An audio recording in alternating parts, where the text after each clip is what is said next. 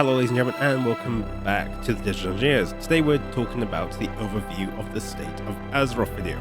In a nutshell, the State of Azeroth was an overview of all the content to date, as well as housing updates, the announcement of Azeroth interiors, and the announcement of the Azeroth Ambassadors program, as well as some pre-patch and new Midnight content coming up, as well as updates post-launch as well, with raids, bosses, labyrinths, and some single boss raids. But let's dive into the detail to get the most out of this. To kick off the State of Azeroth, we had some great shots of last year of World of Warcraft with shots of BlizzCon, housing updates, and a bunch of areas of content to see. Then we had Holly come on screen and talk us through why Blizzard do their annual updates since 2022, discussing moving forwards, making the game more of a live service and a living, breathing thing, and breathing some life back into the World of Warcraft itself. They also talked about everything they've done since 2022, including expansions, updates, and content drops, and creating a long-term roadmap, as well as creating better engagement with the community. Not really much to dive in here, but it's nice to see that they care about us. Then there was a nice recap of the community keeping the game alive over the last 30 years, and the fact World of Warcraft Midnight is coming up, and all the changes we have to look forward to as well. Not really much to discuss here, so we're going to move swiftly on to the deeper content. Then Holly ran us through the idea of housing, and how it's becoming one of the key pillars in World of Warcraft to date, and how much the community has enjoyed it, with some stats that everyone loves to see, and the community loving a good secret tunnel, or should I say bookcase. Yep, agreed, nothing better than hiding your hoard of gold away from people to look at. Or those weird creations I've seen in the subreddit, looking at you Night Elves. We get it, they burnt down the tree, you do not need to make a trophy cabinet of hoard memorabilia. Then there was the announcement of the Azeroth Interiors, which is a home decoration show, which I think is honestly a great idea. I can see a lot of people getting into the coziness of the community and building it up, as well as a couple of creators probably jumping on that train as well. It's a great way to add some personalization to yourself and the world around you. I also wouldn't be surprised if we see a couple of things appear before BlizzCon to get some people involved in it, and maybe do a show off of people's houses, go with themes, events, and different areas as well. And I can see a couple of versions of the Trials of Style popping up, probably in the World of Warcraft later, to compare and contrast houses. Then Holly dived into the World of Warcraft Classic overview, and the hardcore and seasonal and progression realms as well as MOP in Classic, Escalation, and the Siege of Orgrimmar coming out as well. We also saw the TBC in Classic as well, nothing to really call out here, but some quality of life updates and some progression that I think we all saw coming. Then there was the new hint being dropped about Classic Plus possibly. Realistically, I've seen a lot of hate already on this online, and I get it to an extent. A lot of people are demanding that this should have been dropped, and honestly, it would have been nice to have a little bit more of a tease or something being alluded to. However, with BlizzCon coming out, you don't want to drop off the massive stuff ahead of time. My thought is they may do a shadow drop for this, or they may at least have an announcement video ready to go. But they don't want to interfere with retail, as everyone will be split between the two different areas. That's my view at least. I think it'll be coming out later this year, but regardless or not, it's going to be announced at BlizzCon. Then there was the World of Warcraft Ambassador program, which is a great idea.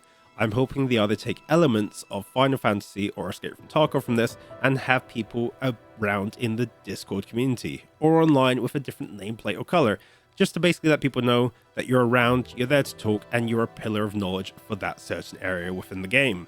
Great idea. We also saw the drop of Rufus, the fluffiest little builder out there.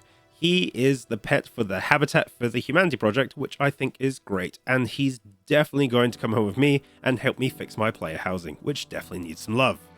Then we had Ian come on and talk about the new current content in WoW and the new Midnight content coming up as well in 2026, and what to expect after the initial launch. He covered off the fact that we're a month away from Midnight, which I am very much looking forward to, and what's going on with the pre-patch with the Twilight Ascension, which was, from what I undertook and what I played so far, is similar to the War Within. It's a lot of repeatable content to grind out with some nice transmogs and pets, and is a good place to start a brand new character before the new expansion drops and get ready to go for on day one. On top of this, he also covered off the holistic side of the patch. I've got a video for it which I'm just going to link to here. Then there was also discussion around the Dark Portal and the Welcome Back weekend. The Dark Portal is round for anyone currently subscribed for World of Warcraft, so you'll find it hopefully in your inbox, and the Welcome Back weekend is a weekend starting on Friday, as of 30th of January, until Sunday. This allows you to level up from 0 to 80, which is a great idea. I think a lot of people would probably like to do this. They'd like to come online, get some good people on, and get your friends back into the game before the new expansion drops. There was also an overview of Midnight Buy-In as well, which is level 80 to 90 new zones as well as content areas that I spoke about in another video I made here. Then back to housing.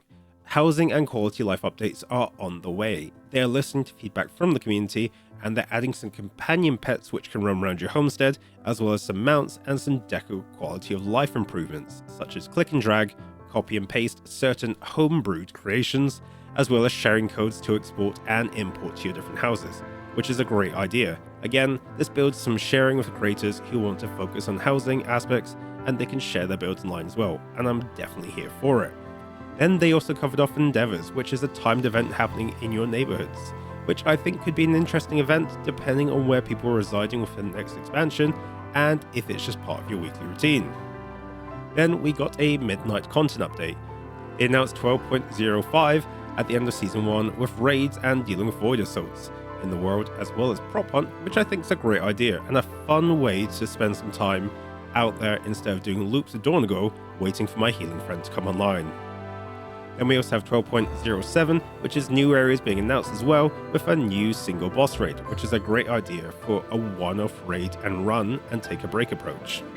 Then he also discussed 12.1, which is a new zone, new raid, new dungeon, new delves, seasonal rewards, and a new housing and social update, as well as a new friend system to allow you to catch up and do content with your friends. Fingers crossed it's good. Then there was an announcement of 12.1.5, which was the announcement of Labyrinth, which is big old delves. Think of the old mega dungeons that used to exist and then doing them with friends for a longer period of time. It's a great idea. It's a good way to kind of do that solo content, expand the idea of it, and kind of give yourself a little bit more layers to it. There will also be an additional one boss raid coming out as part of this patch, which will be fed into the Midnight narrative, as well as a new game mode. So all in all, the State of Azeroth, there was a lot to kind of signpost and discuss, and a lot of things being flagged for things coming down further on the road. There was nothing jaw-dropping from my opinion, but it was nice to see that they had things planned up. If you enjoyed watching this quick recap and summary, drop a comment below and let us know what you wish they talked about. Subscribe to see our dungeon guide coming out soon, and I will definitely see you in the next housing update.